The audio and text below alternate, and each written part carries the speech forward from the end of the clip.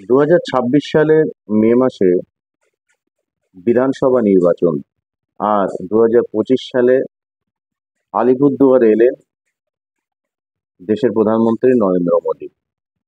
তিনি পশ্চিমবঙ্গ সরকারকে নির্মম ও দুর্নীতিগ্রস্ত আখ্যা দিয়েছেন।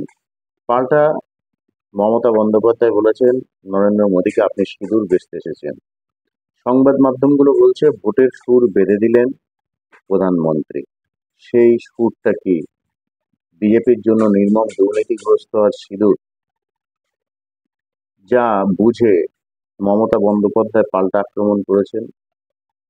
নরেন্দ্র মোদী আবার বলেছেন অপারেশন সিঁদুর এখনো শেষ হয়নি। সেটা নিয়ে সেটা নিয়েও আবার কটাক্ষ করেছেন মমতা বন্দ্যোপাধ্যায়। এবং আলিপুরদুয়ারে এসে পাকিস্তানের মদতে সন্ত্রাসবাদের বিরুদ্ধে অপারেশন সিঁদুর এখনো শেষ হয়নি বলে বার্তা দিলেন দেশের প্রধানমন্ত্রী নরেন্দ্র মোদী। পহেলগাঁও হামলার পরিপ্রেক্ষিতে ভারতের সেনাবাহিনীর অপারেশন সিঁদুরের পরে বাংলার মাটিতে প্রথম জনসভা থেকে তিনি জানিয়ে দিলেন ভারতের সন্ত্রাসবাদী হামলা হলে শত্রুকে বড় দাম চোকাতে হবে। পাকিস্তান যে নিয়মিত সন্ত্রাসবাদীদের মদত দিয়ে চলেছে তা মনে করান। আলিপুরদুয়ারের শহরে প্যারেড গ্রাউন্ডের সভা থেকে বৃহস্পতিবার প্রধানমন্ত্রী যখন সন্ত্রাসবাদের বিরুদ্ধে বার্তা দিচ্ছেন, তখন অপারেশন সিঁদুরের নামকরণের পিছনে রাজনৈতিক উদ্দেশ্য নিয়ে প্রশ্ন তুলেছেন মুখ্যমন্ত্রী মমতা বন্দ্যোপাধ্যায়। পহেলগামের ঘটনায় জড়িত জঙ্গিদের এখনো কেন গ্রেপ্তার করতে পারল না কেন্দ্র, সে প্রশ্ন তুলে প্রধানমন্ত্রী এবং কেন্দ্রীয় সরকারকে বিঁধেছেন তিনি।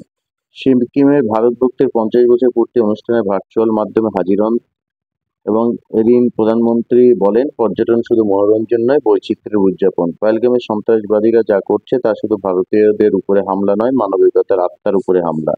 একজোট হয়ে ওই হামলা প্রতিরোধ করেছে, আমাদের মেয়েদের মাথার সিঁদুর মুছে দিয়ে তাদের জীবন মুশকিল করে দিয়েছে। তার জবাবে অপারেশন সিঁদুর করে কড়া জবাব দিয়েছি। আর তার বক্তব্য কড়া প্রত্যাঘাত করে দেখিয়ে দিয়েছি।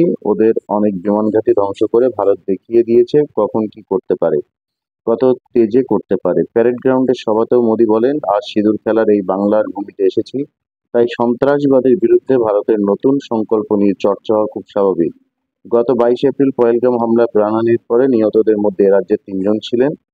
রাজ্যের মানুষের মধ্যেও অনেক ক্ষোভ জন্মেছিল বলে উল্লেখ করেন প্রধানমন্ত্রী। তারপরে বলেন সন্ত্রাসবাদীরা আমাদের মা বোনেদের সিঁদুর মুছে দেওয়ার স্পর্ধা দেখিয়েছিল, আমাদের সেনারা সিঁদুরের শক্তি দেখিয়ে দিয়েছে। মুখ্যমন্ত্রী মমতা অবশ্য সিঁদুর প্রসঙ্গে প্রধানমন্ত্রীকে কড়া আক্রমণ করেন। তার মন্তব্য, এ নাম তো ওরাই ঠিক করেছেন, রাজনৈতিকভাবে ব্যবহার করতে এই নাম দেওয়া হয়েছিল। এখন নাম নিয়ে কিছু বলছি না, তবে স্বামীর স্ত্রীদের সিঁদুর পরিয়ে দেন। ভোটের আগে উনি সিঁদুর বেচতে বেরিয়েছেন। প্রসঙ্গত, দুদিন আগে সিঁদুর বেচার কথা বলেই প্রধানমন্ত্রীকে নাম না করে কটাক্ষ করেছিলেন উত্তরবঙ্গ উন্নয়ন মন্ত্রী উদয়ন গুহ। সেই আক্রমণেই এদিন আরো ঝাঁঝালো সুরে শোনা গেল মুখ্যমন্ত্রীর গলায়। এবং নরেন্দ্র মোদী প্রধানমন্ত্রী তিনি বলেন পশ্চিমবঙ্গ অনেক বিপদের সম্মুখীন, মালদা মুর্শিদাবাদে যা হয়েছে তা তৃণমূল সরকারের নির্মমতার পরিচয়। মা বোনেদের উপরে অত্যাচার হচ্ছে, মানুষ কর্মহীন পড়েছেন, ভয়ঙ্কর দুর্নীতি। আমরা দুর্নীতি দেখেছি শিক্ষকতা নিয়ে, গরিবের অধিকার ছিনিয়ে তৃণমূল রাজনীতি করছে, কেন্দ্রের বহু প্রকল্প বাংলায় চালু করতেই দেওয়া হচ্ছে না। মমতা বন্দ্যোপাধ্যায় বলেন আমরা সিঁদুরকে সম্মান করি, আপনি সিঁদুরকে অসম্মান করেছেন। এত বড় নেতা আপনি, যে আমেরিকার কথায় 1 সেকেন্ডে চুপ, আবার বলছেন দেশ রক্ষা করবেন। অশান্তি লাগাতে ওস্তাদ বিজেপি। বাংলায় মা বোনেদের যে আত্মসম্মান, মা বোনেরা যে আত্মসম্মান নিয়ে বাঁচেন, সেটা উত্তরপ্রদেশ, গুজরাটে, অসমে হয়। রাজ্য 1,75,000 কোটি টাকা পায় আপনার কাছে, সেটা দিয়ে কথা বলুন। এভাবেই শুরু হয়ে গেছে। এবং সিপিএম এটা নিয়ে বলেছেন যে প্রতিবার রাজ্যে আসেন মোদী অমিত শাহরা, তৃণমূলের বিরুদ্ধে দুর্নীতি ঘুরে ঘুরে অভিযোগে সরব হন, কিন্তু কেন্দ্রীয় সংস্থার তদন্তে কেলেঙ্কারের মাথারা ধরা পড়ে না। এটা কেন, সেই প্রশ্ন তুলেছেন। সংবাদ মাধ্যম বলছেন যে ভোটের সুর বেঁধে দিলেন প্রধানমন্ত্রী।